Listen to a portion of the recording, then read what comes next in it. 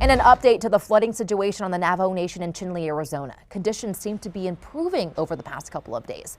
The Navajo Nation Emergency Operations Center posting on their Facebook page no road closures in the area this weekend, which is great news. Now, for those who need water, shelter, or food, you can head to the Emergency Operations Center. We're told the Chinle chapter will be closed tomorrow, though, so staff can get some rest.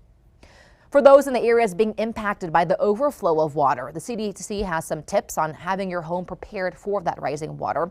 First, they say unplug appliances to prevent electrical shock. Do not drive or walk across flooded roads. Tie down or bring outdoor items inside. And know your community's warning signals and evacuation routes. For more of these tips, you can just head on over to our website.